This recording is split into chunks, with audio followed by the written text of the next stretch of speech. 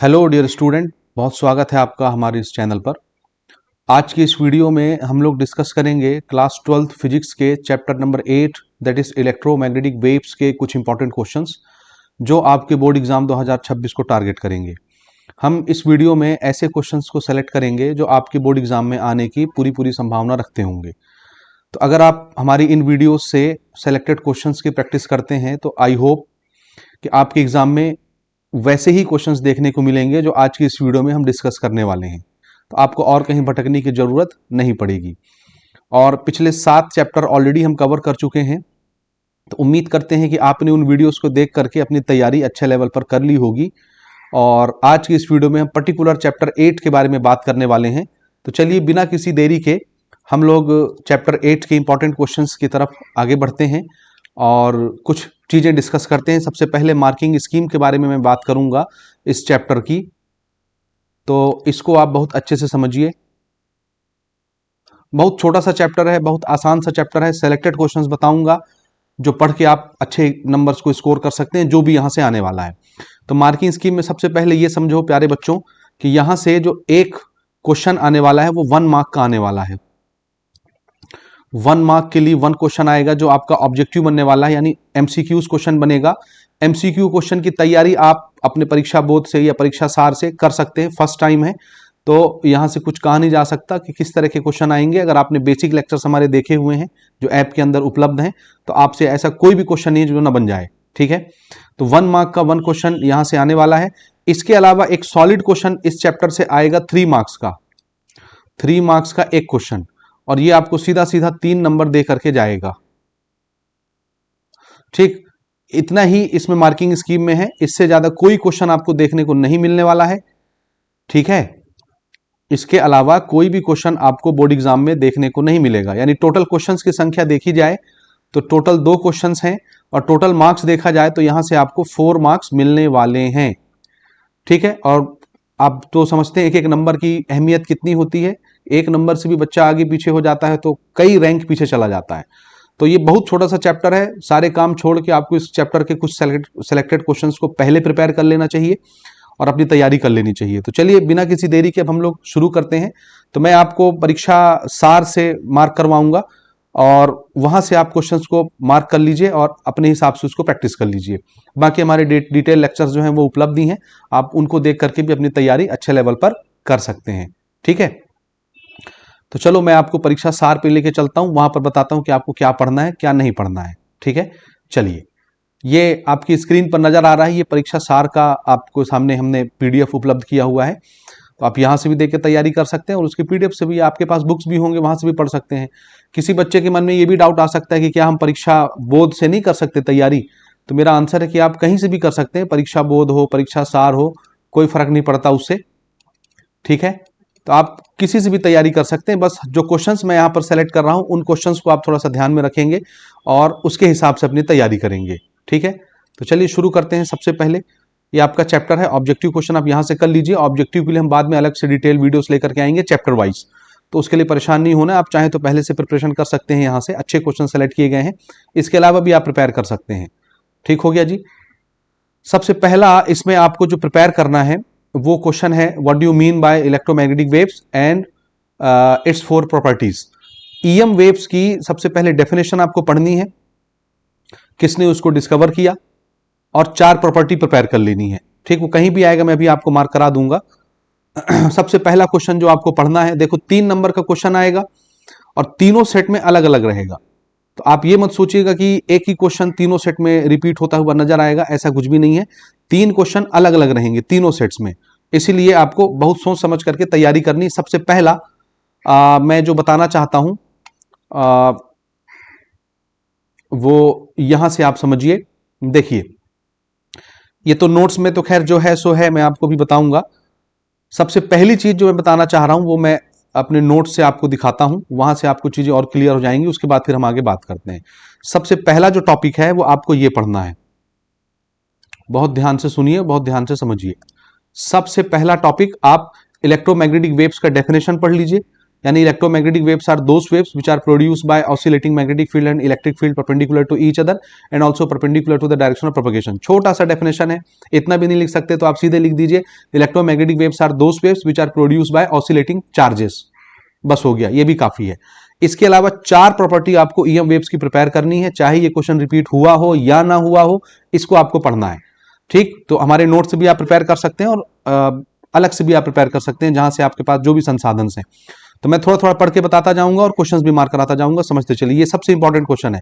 Electromagnetic waves are transverse in nature. Transverse nature के ऊपर भी क्वेश्चन आपको देखने को मिल सकते हैं एमसीक्यू के अंदर।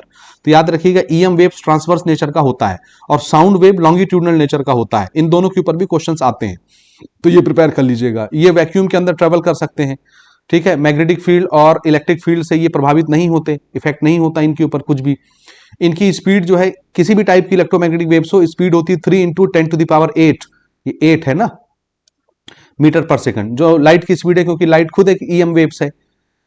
ठीक, ये रिफ्लेक्शन की प्रॉपर्टी भी शो कर सकते हैं, रिफ्रैक्शन की भी, इंटरफेरेंस की भी, ठीक है, डिफ्रैक्शन की, पोलराइजेशन की, ये सारी प्रॉपर्टीज ईएम वेव शो कर सकती हैं। तो इस तरह करके आप कम से कम 4 प्रॉपर्टीज प्रिपेयर कर लीजिए। यहां पर हमने 7-8 जमा की हुई हैं, तो इनमें से कोई 4 प्रॉपर्टी आप पढ़ लीजिए अपने हिसाब से, छोटे छोटे प्रॉपर्टीज। ठीक, इसके बाद दूसरा मोस्ट इंपॉर्टेंट क्वेश्चन जो इस साल के लिए इंपॉर्टेंट है, वो है difference between sound waves and EM waves, या लॉन्गिट्यूडनल वेव और ट्रांसवर्स वेव। मैं अभी आपको बता ही रहा था कि ट्रांसवर्स वेव या लॉन्गिट्यूडनल वेव के ऊपर क्वेश्चन आता है। इसका एक एक एग्जांपल याद रखिए। जितने भी इलेक्ट्रोमैग्नेटिक वेव्स हैं वो सब के सब ट्रांसवर्स नेचर के होते हैं, और जितने भी लॉन्गिट्यूडनल वेव्स या साउंड वेव पर्टिकुलर एक एग्जांपल है, जितने नहीं कहना चाहिए, साउंड वेव जो है लॉन्गिट्यूडनल नेचर का होता है।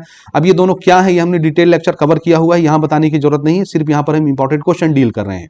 ठीक हो गया जी। तो आप इन दोनों के बीच में डिफरेंस प्रिपेयर कर लीजिए। लॉन्गिट्यूडनल वेव या ट्रांसवर्स वेव के नाम से आ जाता है, और कभी साउंड वेव और ईएम वेव के नाम से ये क्वेश्चन आ जाता है। और कभी कभी ये भी पूछा जाता है कि out of sound wave and electromagnetic waves, electromagnetic waves में कोई भी नाम यूज किया जा सकता है। अभी मैं पूरी लिस्ट आपको बताता हूं। जैसे रेडियो वेव हो गया, ध्यान से सुनिएगा ना, ईएम वेव्स की जो एग्जांपल हैं, जरूरी नहीं है कि वो ईएम वेव्स यूज करे, ये शब्द यूज करे। वो ईएम वेव्स की जगह इनमें से कोई सा भी नाम यूज कर सकता है। रेडियो हो गया, इंफ्रा हो गया, इंफ्रारेड, ठीक। इसी प्रकार से माइक्रोवेव हो गया, माइक्रोवेव मुझे पहले लिखना चाहिए, इंफ्रारेड उसके बाद। ठीक, तो चलो मैं क्रम भी आपको थोड़ी देर में दिखाता हूं, आपको इसी वीडियो में मिल जाएगा। तो फिलहाल अभी इसको यहां पर हम स्किप करते हैं। आपको यह समझना है कि इलेक्ट्रोमैग्नेटिक वेव्स, मैं नाम ले लेता हूं, जैसे देखो रेडियो वेव है, और आपका माइक्रोवेव है या इंफ्रारेड है, माइक्रोवेव है, ठीक। इसके बाद विजिबल लाइट हो गया, इसके बाद आपका एक्स रे हो गया, फिर गामा रेस हो गया, ठीक। एक यूवी रेस भी है, एक्स रे है, गामा रेस है। ये 6-7 ईएम वेव्स आपको क्रम से याद रखना है, बढ़ते हुए increasing order of there frequency या वेवलेंथ। तो इनको आप याद कर लीजिए। इनमें से किसी भी एक का नाम यूज किया जा सकता है साउंड वेव के कंपैरिजन में, और आपसे क्वेश्चन पूछा जाएगा आउट ऑफ दिस 2 वेव्स, यानी sound wave and EM waves में से किसी भी एक का भी नाम ले लेगा और बोलेगा out of this 2 waves which can be polarise, किसको पोलराइज किया जा सकता है। याद रखिएगा, जो भी इलेक्ट्रोमैग्नेटिक वेव्स होगा खाली उसी का पोलराइजेशन होता है, समझ आई बात, और साउंड वेव का नहीं होता। ठीक, तो इस तरह के क्वेश्चन भी आपसे पूछे जा सकते हैं। तो इनका डिफरेंस आपके सामने स्क्रीन पर मौजूद है, इनको अच्छे से प्रिपेयर कर लीजिएगा। तो कोई 4 डिफरेंस कम से कम आप कर लीजिए, क्योंकि 3 नंबर का क्वेश्चन आता है, कम से कम 3 या 4 डिफरेंस आपको लिखना रहता है। तो आप अपने शब्दों में इनको अच्छे से प्रिपेयर कर सकते हैं। अब यहां पर देखिए, ये मैंने सजाया हुआ है, ठीक। इसको आपको याद रखना है। ये अरेंजमेंट बहुत इंपॉर्टेंट है। अगर आपने ये अरेंजमेंट इसी क्रम से याद कर लिया तो आपके कई सारे क्वेश्चंस आसान हो जाएंगे समझने में, याद करने में, ठीक, जो अभी मैं आगे आपको बताने वाला हूं। तो सबसे पहला वेव देखो, ये मैंने जो एरो लगाया हुआ है नीचे की तरफ, नीचे की तरफ दिख रहा है, ये फ्रीक्वेंसी के बढ़ते क्रम में है। यानी सबसे कम फ्रीक्वेंसी रेडियो वेव की होती है, उससे ज्यादा फ्रीक्वेंसी माइक्रोवेव की होती है, उससे ज्यादा इंफ्रारेड की होती है, उससे ज्यादा विजिबल लाइट की, फिर उससे ज्यादा अल्ट्रावायलेट की, फिर उससे ज्यादा एक्सरे की, और सबसे ज्यादा गामा रेस की। इसके अलावा भी कई सारे ईएम वेव्स होते हैं, लेकिन उसकी जरूरत नहीं पड़ेगी, इन्हीं में हमारे क्वेश्चन पूछे जाते हैं। और इसमें भी सबसे ज्यादा इंपॉर्टेंट आपका रेडियो वेव, उसके बाद आपका अल्ट्रावायलेट, एक्सरे, गामा रेस, इन्हीं पर क्वेश्चन पूछे जाते हैं। ये 4 जो मैंने टिक लगा दिया, रेडियो वेव के ऊपर, अल्ट्रावायलेट के ऊपर, और एक्सरे के ऊपर, गामा रेस के ऊपर, इनमें सबसे ज्यादा क्वेश्चंस पूछे जाते हैं। कभी कभार इंफ्रारेड के ऊपर भी क्वेश्चन पूछा जाता है। समझ आई बात। तो मैंने जितने मार्क किए हुए हैं, इनकी प्रॉपर्टी, ये कैसे प्रोड्यूस होते हैं, इनके यूजेस, ये आपको पढ़ना है, कोई 2-2, ठीक, और इस साल वही क्वेश्चन आने वाला है 2026 में। ठीक, तो सबसे पहला चीज जो आपको मैं समझाना चाह रहा हूं वो इंक्रीजिंग ऑर्डर ऑफ फ्रीक्वेंसी के हिसाब से इनको अरेंज करके याद कर लो। उंगली में भी आप सेट करोगे, 2 बार 3 बार पढ़ोगे याद हो जाएगा। Radio wave, microwave, infrared, visible light, ultraviolet, X rays, gamma rays, 7 rays हैं, याद कर लीजिए बढ़ते क्रम में। फ्रीक्वेंसी का जस्ट उल्टा होता है वेवलेंथ।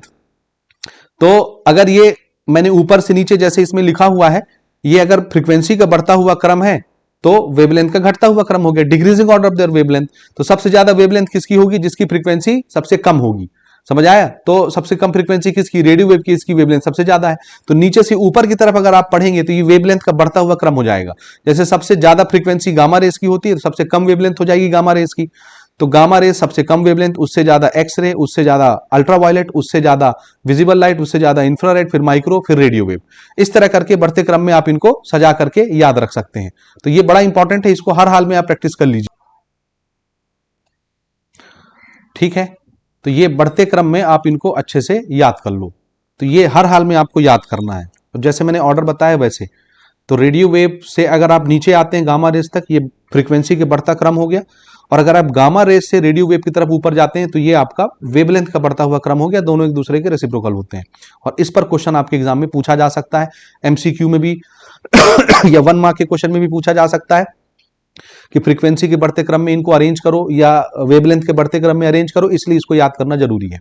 ये याद हो जाएगा तो आपका टेंशन खत्म हो जाएगा इस चैप्टर का। ठीक, अब देखो हमको जो जो पढ़ना है यहां से, सबसे पहली चीज मैं यहां पर मार्क कर दे रहा हूं, फिर आपको मैं पीडीएफ से भी दिखा देता हूं कि क्या क्या है। आपको इस साल 2026 के लिए इस चैप्टर से जो सबसे इंपॉर्टेंट क्वेश्चंस हैं वो क्या पढ़ना है कि जो टाइप्स ऑफ ईएम वेव्स यहां आपके सामने लिखे हुए हैं जो अभी मैं बता रहा हूं। जैसे सबसे पहले मैंने आपको क्या बताया? ठीक, ठीक है, 4 वेव्स की तैयारी हमको इस साल करनी है, 4 वेव्स। ठीक, 4 वेव्स। वो 4 कौन कौन से हैं? पहले नंबर पर है रेडियो वेव, दूसरे नंबर पर है आपका अल्ट्रावायलेट, तीसरे नंबर पर है एक्सरे, चौथे नंबर पर गामा रेस, और माइक्रोवेव भी आप हल्का फुल्का प्रिपेयर कर सकते हैं। ठीक, इसमें पढ़ना क्या है कि ये प्रोड्यूस कैसे होते हैं। ठीक, पहला इनका सोर्स ऑफ प्रोडक्शन, कि ये प्रोड्यूस कैसे होते हैं। और दूसरी चीज जो आपको पढ़नी है वो है यूज, कम से कम 2 यूजेस ना, 2 इंपॉर्टेंट यूज पढ़ना है। ठीक है, कैसे प्रोड्यूस होती हैं और 2 इंपॉर्टेंट यूज, और इनके डिस्कवरर कौन कौन है।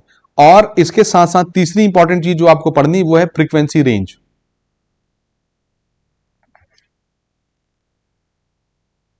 और ये सारी चीजें आपको हमारे इस पीडीएफ के अंदर मिल जाएंगी जो मैंने नोट्स बनाया हुआ है। ठीक, तो सबसे पहले देखो आपको क्या पढ़ना है, रेडियो वेव्स, इसके डिस्कवरर, ये मैंने एक साथ जमा करा दी है सारी चीजें जो आपको आपके पीडीएफ में नहीं मिलेंगी, यानी जो परीक्षा बोर्ड परीक्षा सार में आप परेशान होंगे इधर उधर खोजने में। ये जो आप बुक देख रहे हैं इसमें आप इधर उधर खोजेंगे, एक एक वेब को, इधर लिखा हुआ है उधर लिखा हुआ है, प्रॉपर्टीज अलग लिखी हुई हैं, प्रोडक्शन अलग लिखा हुआ है, आप इधर उधर खोजते खोजते थक जाएंगे। समझ रहे हैं? तो मैंने इनको एक साथ जमा करके इस नोट्स के अंदर रख दिया है। अब आप इस नोट से जब पढ़ेंगे तो आपको सारी चीजें इकट्ठा एक साथ मिल जाएंगी। जैसे पहला रेडियो वेव देखो, रेडियो वेव, इसके डिस्कवरर का नाम क्या है? मार्कोनी। 1899 में इन्होंने डिस्कवर किया था रेडियो वेव। मैंने बताया ना क्या क्या पढ़ना है, प्रोडक्शन, प्रॉपर्टीज, प्रॉपर्टी भी पढ़नी है ना, फ्रीक्वेंसी रेंज, और 2 यूज पढ़ना है, याद रहेगा। तो पहले डिस्कवरर का नाम तो आपको याद करनी ही है, आपसे एमसीक्यू में भी पूछा जा सकता है। तो रेडियो वेव को किसने डिस्कवर किया? मार्कोनी ने 1899 में। कैसे प्रोड्यूस किया जाता है ये इंपॉर्टेंट है 2026 के लिए। सोर्स ऑफ प्रोडक्शन, यानी कहां से ये वेव्स पैदा होती हैं, तो ये कैसे प्रोड्यूस होती हैं? देखिए, ये होता है ऑसिलेटरी सर्किट से, याद कर लो। रेडियो वेव किससे प्रोड्यूस होता है? By using of oscillatory circuit. अब इसकी फ्रीक्वेंसी का रेंज, ये थोड़ा सा नंबर है, फिगर से इनको आपको याद करना पड़ेगा। इनको याद कर लीजिए, frequency of radio waves. Wavelength वाला आप छोड़ सकते हो क्योंकि फ्रीक्वेंसी इंपॉर्टेंट है, फ्रीक्वेंसी पूछा जा सकता है, वेवलेंथ नहीं पूछा जाएगा। और इनकी 2 प्रॉपर्टी आप पढ़ लीजिए। रेडियो वेव की क्या प्रॉपर्टी होती है कि इनकी वेवलेंथ ज्यादा होती है, क्योंकि फ्रीक्वेंसी कम तो वेवलेंथ ज्यादा, इसलिए ये डिफ्रैक्ट नहीं होते, ऐसे मुड़ते नहीं है, फैलते नहीं है, इसलिए इनको दूर तक भेजा जा सकता है। इसमें हम अपने सिग्नल्स को ट्रांसमिट कर सकते हैं। रेडियो स्टेशन आप सबने सुना होगा, रेडियो में हम लोग चीजें सुनते हैं, खबर सुनते हैं, चैनल पूरे ब्रॉडकास्ट होते हैं। टीवी सिग्नल के लिए भी रेडियो सिग्नल यूज होता है, मोबाइल के लिए भी रेडियो सिग्नल यूज होते हैं। ठीक, और इसके 2 यूज याद कर लो। देखो, एक तो रेडियो के लिए यूज होता है, टीवी कम्युनिकेशन के लिए यूज होता है, और सेल फोन जो आजकल हम यूज करते हैं स्मार्टफोन बातचीत करने के लिए, उसके लिए भी यही सिग्नल्स यूज होते हैं। तो कितना आसान है देखो। सबसे पहला आपको रेडियो वेव पढ़ना ही है, ये इंपॉर्टेंट है इस साल। तो डिस्कवरर का नाम हो गया मार्कोनी। प्रोडक्शन कैसे होता है? ऑसिलेटरी सर्किट से। फ्रीक्वेंसी रेंज आपको थोड़ा सा याद करना है, 10⁵ से लेकर के 10�0 तक आप इसको प्रिपेयर कर लीजिए। 10�0 तो नहीं कहेंगे, 10�6 है ना, ये मेगा हर्ट्ज में होता है 10�6। ठीक, और प्रॉपर्टीज पढ़ लीजिए। वेवलेंथ ज्यादा होने के कारण ये डिफ्रैक्ट नहीं होती। और यूज पढ़ लो, यूज इंपॉर्टेंट है, याद रखना। प्रोडक्शन और यूज, ये दो चीजों पर फोकस करो। और तीसरी चीज है फ्रीक्वेंसी। इसके बाद माइक्रोवेव देख लो। माइक्रोवेव भी हल्की फुल्की पूछी जा सकती है। ठीक, अभी मैं आपको और क्वेश्चंस बताता हूं इस पर, किस तरह के सवाल आपको पढ़ना है। माइक्रोवेव डिस्कवरर कौन है? हर्ट्ज। 1888 में उन्होंने इसको प्रोड्यूस किया था, बनाया था, डेवलप किया था। सोर्स ऑफ प्रोडक्शन क्या है? यहां से पढ़ लीजिए। Produce by special type of vacuum tube like magnetron या क्लिस्ट्रॉन एटसेट्रा। तो इसका प्रोडक्शन पढ़ लीजिए। फ्रीक्वेंसी रेंज इसकी याद कर लीजिए। प्रॉपर्टीज इसकी दो पढ़ लीजिए। और सबसे इंपॉर्टेंट है यूज इसका पढ़ना है। ये कहां यूज होता है? रडार सिस्टम में, रिमोट कम्युनिकेशन में। दो यूज इसका याद कर लीजिए। ठीक, हमने एक साथ सब कुछ जमा कर दिया है जो आप अपने टेक्स्ट बुक के अंदर या अपने परीक्षा बोर्ड परीक्षा सार के अंदर ढूंढ ढूंढ के परेशान हो, सब आपको एक जगह मिल जाएगा। बस आपको पढ़ना है इस पीडीएफ से। ठीक है, इसके बाद इंफ्रारेड पढ़ लो। इंफ्रारेड के ऊपर भी क्वेश्चन आएगा। कैसा क्वेश्चन आएगा? डार्क में फोटोग्राफी करने के लिए इंफ्रारेड यूज किया जाता है। फोग है, कहीं धुंध है, कोहरा है, वहां पर सिग्नल भेजने के लिए इंफ्रारेड का इस्तेमाल किया जाता है। ये सबसे इंपॉर्टेंट वेव है। तो इसके यानी ये यूज के ऊपर सबसे इंपॉर्टेंट है। अदरवाइज वैसे नहीं आएगा। जो मैंने अभी आपको 3-4 बताए उसमें मैंने इंफ्रारेड शामिल नहीं किया है। ठीक, अदरवाइज यूज के लिए इसको आप याद रखेंगे। ठीक है, डिस्कवरर का नाम क्या है? William Herschel. 1800 में इसको प्रोड्यूस किया गया था। फ्रीक्वेंसी रेंज आपको याद करना है, वेवलेंथ आप छोड़ सकते हैं। सोर्स ऑफ प्रोडक्शन बिल्कुल याद रखिए। किसी भी चीज को आप गर्म करते हैं, जैसे आपका प्रेस हो गया, कपड़ा प्रेस करने वाला नहीं, आयरन प्रेस होता है। कोई भी गर्म बॉडी जो होती है उससे इंफ्रारेड निकलती है। तो produce by hot bodies and molecules. ठीक, हीटिंग रेस, थर्मल रेस भी इनका दूसरा नाम है, ये भी याद रखिएगा। ये भी पूछा जा सकता है कि which electromagnetic waves can also be termed as या known as thermal rays. Thermal rays, heating rays किसको बोलते हैं? तो याद रखना, इंफ्रारेड को बोला जाता है। ये भी क्वेश्चन पूछा जाता है परीक्षा में। इसकी दो प्रॉपर्टी याद कर लो। फोटोग्राफिक प्लेट पर ये इफेक्ट नहीं करती। ठीक है, ये भी स्कैटर नहीं होती, फोटोग्राफी के लिए यूज की जाती है। सारी चीजें पढ़ सकते हैं। यूज इसका सबसे इंपॉर्टेंट है, ये आप बिल्कुल याद कर लेना। इंफ्रारेड का यूज जो है, जैसे डार्क में फोटोग्राफी के लिए यूज किया जाता है। रिमोट कंट्रोल में जो आगे सेंसर लगा होता है वो इंफ्रारेड के लिए ही होता है। इंफ्रारेड सेंसर के नाम से उसको जानते हैं। IR ब्लास्टर नहीं बोलते, मोबाइल में भी आजकल आता है। आप Xiaomi वगैरह के फोन देखो, उसमें IR ब्लास्टर देता है टीवी वगैरह कनेक्ट करने के लिए, वो यही होता है इंफ्रारेड। ठीक, तो ये बिल्कुल याद रखिए। डिसीज के ट्रीटमेंट के लिए भी यूज किया जाता है। ग्रीन हाउस इफेक्ट के लिए भी इनको प्रोड्यूस करने के लिए यूज किया जाता है, क्योंकि ये गर्म वेव्स होती हैं। ग्रीन हाउस इफेक्ट का मतलब ही होता है गर्म रेस का पैदा करना। ठीक, तो इसको आप बिल्कुल पढ़ लीजिए। विजिबल लाइट आप छोड़ सकते हैं, इस पर क्वेश्चन नहीं आता, इसको आप स्किप कर दीजिए। या आप पढ़ना चाहें तो मैं थोड़ा सा यहां पर दिखा देता हूं, आप आराम से इनको प्रिपेयर कर सकते हैं। हालांकि इस पर क्वेश्चन नहीं पूछा जाता, आप छोड़ सकते हैं। अल्ट्रा वायलेट भी इंपॉर्टेंट है, याद रखिए। डिस्कवरर का नाम आप यहां से पढ़ लीजिए, JW रिटर है ना, ये आप छोड़ दीजिए। JW रिटर 1801 में प्रोड्यूस किया गया था। इसके फ्रीक्वेंसी रेंज आप अच्छे से याद कर लीजिएगा। प्रोडक्शन कैसे होता है इसके देखिए, इलेक्ट्रिक डिस्चार्ज ट्यूब जो होता है ये वैक्यूम स्पार्क से ये प्रोड्यूस किए जाते हैं। अल्ट्रा वायलेट याद रखिएगा। प्रॉपर्टी भी एक दो आप यहां से देख लीजिए। ठीक है, ये भी फोटोग्राफिक प्लेट पर इफेक्ट करती हैं, गैस को आयनाइज करती हैं, फोटो इलेक्ट्रिक इफेक्ट को दिखाती हैं परफॉर्म करके। ये चैप्टर नंबर 11 में आप पढ़ लेंगे। ठीक है, और इसमें चमक भी होता है। फ्लोरोसेंस का मतलब होता है चमक प्रोड्यूस करती हैं ये। यूज इसका पूछा जाता है, जैसे देखो ये माइक्रोब्स वगैरह हैं, या क्या कहना चाहिए वायरस है, इनको किल करने के लिए यूज किया जाता है। बैक्टीरिया को किल करने के लिए यूज किया जाता है। फोटोग्राफिक इफेक्ट भी यहां से हमको देखने को मिलता है। ठीक है, ये नीचे जमीन के अंदर ज्वेल्स वगैरह, खजाने खोजने के लिए, सोना चांदी या कहीं कोई मणि वगैरह, पत्थर कीमती जो है उनको खोजने के लिए इसी वेव का यूज किया जाता है। ठीक है समझ गए। और घी को प्यूरिफाई करने के लिए भी इसको यूज किया जाता है। फिंगरप्रिंट स्कैनर के लिए भी इसको यूज किया जाता है। ये सबसे ज्यादा इंपॉर्टेंट है। आप कोई भी दो याद कर लो। जैसे पहला फॉर किलिंग बैक्टीरिया, दूसरा फॉर प्यूरिफिकेशन ऑफ प्योर घी, तीसरा फॉर डिटेक्शन ऑफ फिंगरप्रिंट। ये 3 याद कर लीजिए, हो गया। और खाना को प्रिजर्व करने के लिए भी यूज करते हैं। एक्सरे आते हैं भैया, सबसे इंपॉर्टेंट जो आपको इस साल पढ़ना है, एक्सरे। डिस्कवरर का नाम है रॉन्जन। रॉन्जन पढ़ते हैं, आगे इसमें जो टी और ई होता है वो साइलेंट होता है। रॉन्जन पढ़ते हैं। 1895 में डिस्कवर किया गया था। फ्रीक्वेंसी रेंज एकदम याद कर लेना, most important. Source of production, तो आंसर है produce by bombarding electron on heavy metals like tungsten. किसी हैवी मेटल पर जब इलेक्ट्रॉन आके टकराते हैं तब उससे एक्स रेस निकलती हैं। प्रॉपर्टी याद कर लीजिए, इसके यूज याद कर लीजिए, बोन के फ्रैक्चर में इसको आइडेंटिफाई करने के लिए यूज किया जाता है। यहाँ पर आपको दिख जाएगा कैंसर के ट्रीटमेंट में भी, ट्यूमर के ट्रीटमेंट के भी लिए भी इसको यूज किया जाता है। To detect cracks, defect in engineering fields, ये सब कुछ हमने एक साथ जमा कर दिया। आप आराम से पढ़ के इनको तैयार कर सकते हैं। तो आपको एक एक्सरे प्रिपेयर करना है, गामा रेस आपको प्रिपेयर करना है। ये इस साल सबसे इंपॉर्टेंट है, गामा रेस, याद रखिएगा। डिस्कवरर का नाम क्या है? Paul Willard. इसके डिस्कवरर में बड़ा क्या कहना चाहिए, दुविधा होती है। बुक में कुछ और लिखा हुआ मिलेगा, लेकिन परेशान मत होइए, आपको लिखना है पॉल विलार्ड। ये स्पेलिंग आप मिला लीजिएगा, WILLAD विलार्ड, या VILLAD विलार्ड, ठीक है। तो ये आपको लिखना है। 1900 में इसकी डिस्कवरी हुई थी। फ्रीक्वेंसी रेंज है 10 पावर 18 से लेकर 10 पावर 22 हर्ट्ज तक। प्रोडक्शन कैसे होता है, यहां से देख लीजिए। ये न्यूक्लियर रिएक्शन के अंदर से गामा रेस निकलती है, जब भी न्यूक्लियस फटता है वहां से निकलता है, ठीक। प्रॉपर्टी इसकी वही है। आप अगर आप अल्ट्रावायलेट से देखेंगे, लगभग अल्ट्रावायलेट की, एक्सरे की, गामा रेस की, सबकी प्रॉपर्टी एक समान है। तो आप किसी एक का भी याद कर लेते तो आपका काम चल जाएगा। यूजेस आपको पढ़ना है। ये कैंसर के ट्रीटमेंट के लिए यूज होता है, जो कीमोथेरेपी वगैरह आप सुनते हैं। अनवांटेड सेल को डिस्ट्रॉय करने के लिए इन्हीं का यूज किया जाता है, और न्यूक्लियर की स्ट्रक्चर की स्टडी करने के लिए भी इन्हीं का इस्तेमाल किया जाता है। तो ये सबसे इंपॉर्टेंट रेस है, इनको याद कर लीजिए, ठीक है।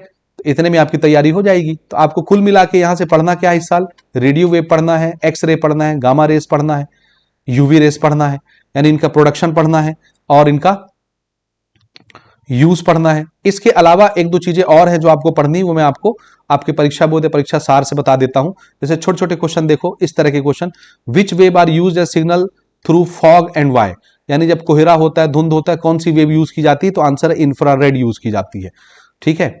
डिस्प्लेसमेंट करंट के ऊपर भी इस साल क्वेश्चन आएगा, वो भी हम अभी आगे डिस्कस कर रहे हैं। आप ध्यान से समझते चलिए, सुनते चलिए, बाकी चीजें पढ़ने की जरूरत नहीं, इनको छोड़ सकते हैं बिल्कुल। जो मैंने अभी बताया है वो आपको पढ़ना है। आप चाहें तो यहां से भी फ्रीक्वेंसी और वेवलेंथ का रेंज, इनका यूज पढ़ सकते हैं। ये इंपॉर्टेंट है इस साल। ये जो क्वेश्चन मैं आपके सामने स्क्रीन पर रख रहा हूं, ये क्वेश्चन इस साल बहुत इंपॉर्टेंट है, ठीक है, ठीक है। तो सबसे पहले तो आप ये क्वेश्चन पढ़ लो, अगर आप परीक्षा सार वगैरह से पढ़ना चाहते हैं। Right frequency range, one use of each of components of electromagnetic waves, यानी माइक्रोवेव, अल्ट्रावायलेट और गामा रेस, इनकी फ्रीक्वेंसी का रेंज और एक एक यूज यहां से पढ़ना है, जो ऑलरेडी मैं नोट्स की पीडीएफ से आपको बता चुका हूं, ठीक है। और आगे चलते हैं। पढ़ने लायक देखो, सबसे पहले जो मैंने एक्सरे गामा रेस बताया है, तो सबसे पहले आप यहां से एक्सरे पढ़ो। ये क्वेश्चन देखो इंपॉर्टेंट, यानी ये रिपीटिशन हो रहा है, आपको मैं बुक से मैच करा रहा हूं। How X rays are produce, write its two important uses, जो मैं ऑलरेडी डिस्कस कर चुका हूं। अगर आप उस पीडीएफ से पढ़ लेते हैं इनफ है, ठीक। इसी प्रकार से गामा रेस आप पढ़ लो, दो हो गए। यहां पर इंफ्रारेड वगैरह नहीं आएगा, आप देख सकते हैं 2025 में ऑलरेडी पूछा जा चुका है, तो नहीं पूछेगा। हाँ, घुमा के जरूर पूछ सकता है कि डार्क में फोटोग्राफी के लिए, मिस्ट में या फॉग में फोटोग्राफी के लिए, नाइट फोटोग्राफी के लिए कौन सा ईएम वेव्स यूज किया जाता है? इंफ्रारेड। इस तरह से पूछा जा सकता है, ठीक। अल्ट्रावायलेट भी देखो, इस साल हमने एम्फेसाइज नहीं किया क्योंकि 2025 में पूछा जा चुका है। इस साल खाली मैं आपसे क्या कह रहा हूं कि आपको क्या पढ़ना है? एक आपको पढ़ना है रेडियो, और दूसरा आपको पढ़ना है माइक्रोवेव्स, माइक्रो भी पढ़ लीजिएगा हल्के फुल्के में ना, और तीसरा आपको पढ़ना है एक्स रेस, या हाँ ठीक, एक्स रेस। चौथा पढ़ना है गामा रेस। इतनी चीजें पढ़ो, radio wave, X ray, gamma rays, यही आपके एग्जाम में दिखेगा, ठीक। माइक्रोवेव भी हल्का फुल्का आप पढ़ सकते हैं, वो ऑलरेडी हम डिस्कस कर चुके हैं कहां से प्रोड्यूस होती है, पूरे पीडीएफ में आपको सारी चीजें मिल जाएंगी। इसके अलावा एक्स्ट्रा में जो क्वेश्चन पढ़ना है वो ये है, देख लीजिए। एक्स्ट्रा क्वेश्चन जो आपको प्रिपेयर करना है इस चैप्टर से वो ये है, why are artificial satellites use for long distance transmission, या ये टीवी ट्रांसमिशन के लिए भी यूज होता है क्वेश्चन में, ठीक। तो ये देखिए, क्योंकि TV, the frequency range of TV signal is 100 megahertz से 200 मेगाहर्ट्ज। टीवी में जो सिग्नल्स आते हैं उसकी फ्रीक्वेंसी का रेंज होता है सिग्नल का 100 मेगाहर्ट्ज से 200 मेगाहर्ट्ज तक। और ये जो है हमारी ऊपर जो लेयर होती है आइनोस्फीयर की, वहां से रिफ्लेक्ट नहीं होती, इसलिए इनको आर्टिफिशियल सैटेलाइट से रिफ्लेक्ट करा के पूरी देश दुनिया तक भेजा जाता है, ठीक। तो ये आपको अच्छे से याद रखना है। ये एक क्वेश्चन आप प्रिपेयर कर लीजिए, जहां से 2 लाइन का है भैया, आराम से एक बार पढ़ने से बन जाता है। इलेक्ट्रोमैग्नेटिक वेव्स मैंने शुरू में बताया, और 4 प्रॉपर्टी आपको पढ़ना है। 2 ये 2025 में पूछा जा चुका है, लेकिन इसके बावजूद भी आपको पता होना चाहिए, ठीक, क्योंकि आपको आगे 1 मार्क के क्वेश्चन में काम आ सकता है, या एमसीक्यू में भी आपसे पूछा जा सकता है। दूसरा मैंने जो अभी बताया कि साउंड वेव और इलेक्ट्रोमैग्नेटिक वेव्स की डिफरेंस आपको पढ़ना है, वो यही क्वेश्चन है। तो आपको हमने ऑलरेडी पीडीएफ में, नोट्स वाले पीडीएफ में दिखा दिया था, वहां से आप पढ़ सकते हैं, ठीक। हाँ, अगला जो क्वेश्चन है most important, most important, most important वो ये क्वेश्चन है। ये क्वेश्चन ऐसा क्वेश्चन है बेटा, आप इसको देखेंगे तो आपको मॉडल पेपर में भी दिखेगा।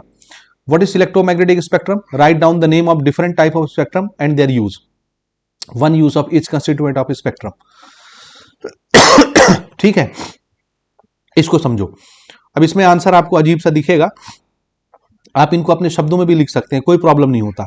स्पेक्ट्रम का ये मतलब होता है कि जो आपने इलेक्ट्रोमैग्नेटिक वेव शुरू में देखा, हमने 7 क्रम से सजा करके आपको दिखाया था, उन्हीं को लिखना है कि increasing order of there frequency में अगर हमने इलेक्ट्रोमैग्नेटिक वेव्स को अरेंज कर दिया, उन्हीं पूरे कलेक्शन को क्या बोलते हैं, इलेक्ट्रोमैग्नेटिक स्पेक्ट्रम बोलते हैं।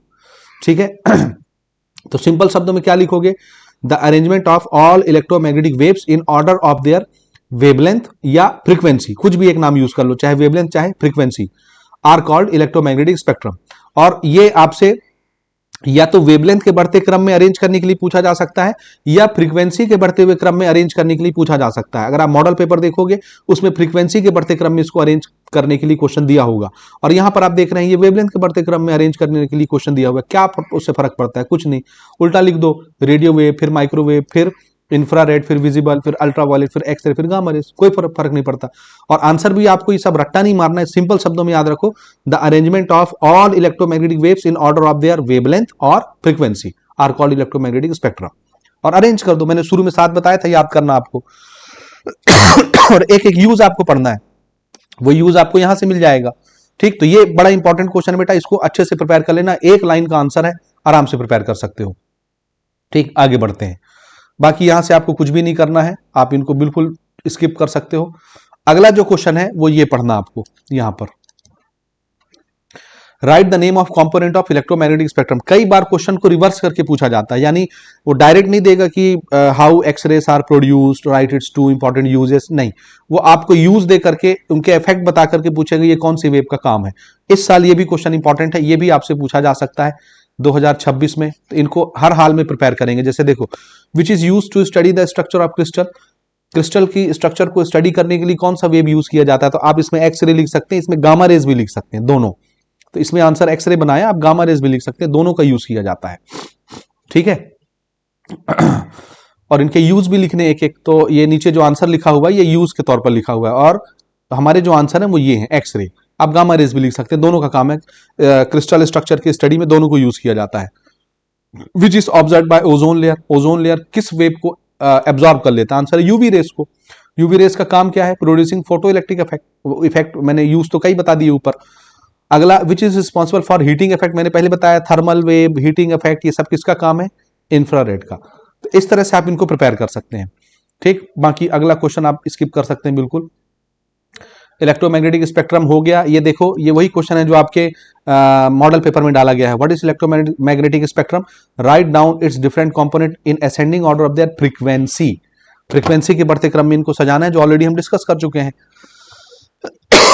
ठीक, यहां बढ़िया आंसर लिखा हुआ है, देखो, the arrangement of electromagnetic every according to, ये उटपटांग बना दिया, ऐसा लिखने की जरूरत नहीं है, कई बार शब्दों का चुनाव सही नहीं होता ना, तो आप अपने शब्दों में इनको बेहतर तरीके से लिख सकते हैं। The arrangement of all electromagnetic waves in या अकॉर्डिंग टू देयर वेवलेंथ और frequency are called electromagnetic spectrum, और सजा दीजिए बढ़ते क्रम में। ये देखो, ये फ्रीक्वेंसी के बढ़ते क्रम में इनको अरेंज कर दिया हुआ है। ठीक है, बाकी इनको आप छोड़ दीजिए, नहीं पढ़ना है। गामा रेस, उनकी 2 प्रॉपर्टी, ये सब कुछ ऑलरेडी हम डिस्कस कर चुके हैं, तो इस साल आपको गामा रेस पढ़ना ही है, एक्सरे पढ़ना ही है, और रेडियो वेव पढ़ना ही है। अल्ट्रावायलेट छोड़ दीजिए। ठीक है, 2 प्रॉपर्टी, 2 यूज हमारे पीडीएफ से पढ़ लीजिए, नोट्स वाले, वो सब कुछ प्रिपेयर हो जाएगा, सब कुछ उसमें कवर है एक साथ।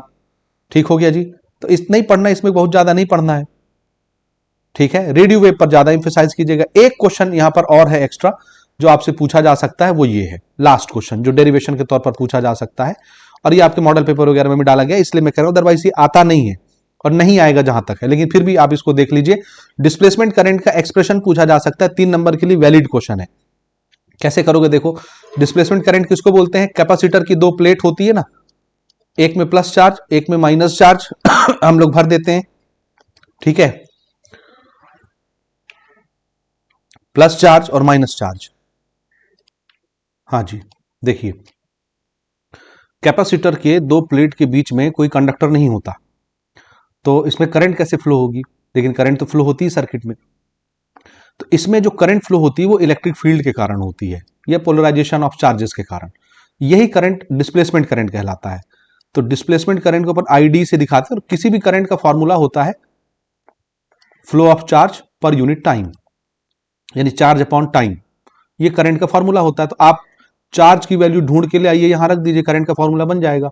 अब चार्ज कहां से आएगा, तो देखिए चैप्टर नंबर 1 में आपने एप्लीकेशन ऑफ गॉस थ्योरम में वो प्लेन शीट वाला पढ़ा, इलेक्ट्रिक फील्ड, कि ये एक प्लेट है, कैपेसिटर का प्लेट ना होता है ये, इसमें पॉजिटिव चार्ज है। तो इसमें जो इलेक्ट्रिक फील्ड बनता है, उस इलेक्ट्रिक फील्ड का फॉर्मूला होता है एक प्लेट का सिग्मा अपॉन 2 एप्सिलॉन नॉट, और दो प्लेट का होता है सिग्मा अपॉन एप्सिलॉन नॉट, जो यहां पर यूज किया गया। देखिए electric field between plates of parallel plate capacitor E is equal to sigma upon epsilon naught. Sigma क्या होता है, surface charge density. Surface charge density का ये मतलब होता है कि एक यूनिट एरिया में कितना चार्ज मौजूद है, ठीक है, एक यूनिट एरिया में कितना चार्ज मौजूद।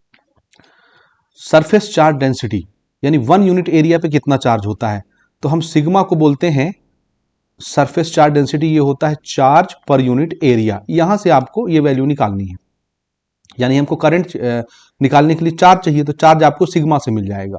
देखिए E इज इक्वल टू होता है सिग्मा अपॉन एप्सिलॉन नॉट, तो सिग्मा बराबर क्या होगा या E is equal to sigma upon epsilon naught, और सिग्मा बराबर क्या होता है Q अपॉन ए। तो यहां सिग्मा की जगह आपने लिख दिया Q अपॉन ए, और एप्सिलॉन नॉट रहेगा अपनी जगह पर। तो E is equal to sigma की जगह Q upon a into epsilon naught. अब आप Q की वैल्यू निकाल लीजिए, ये दोनों चीजें उधर ही से मल्टीप्लाई होने चली गई, ये Q मिल गया, और आपको करंट का फॉर्मूला पता है, करंट का फॉर्मूला होता है dq अपॉन dt।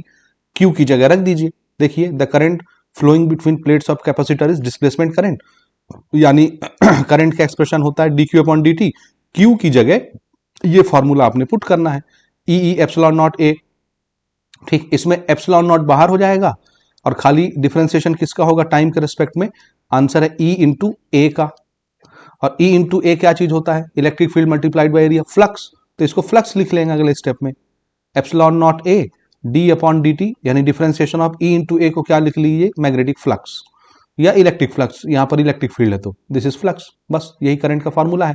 आप देखिए आपको समझ में आ जाएगा। तो 2-3 लाइन का डिफरेंशिएशन क्या बोलना चाहिए, डेरिवेशन होता है, तो इसको भी आप 2 लाइन प्रिपेयर कर लीजिए। इससे ज्यादा इस चैप्टर में कुछ भी नहीं पढ़ना है, इतना आप प्रिपेयर कर लेते हो तो आपका ये अच्छे तरीके से प्रिपेयर हो जाएगा।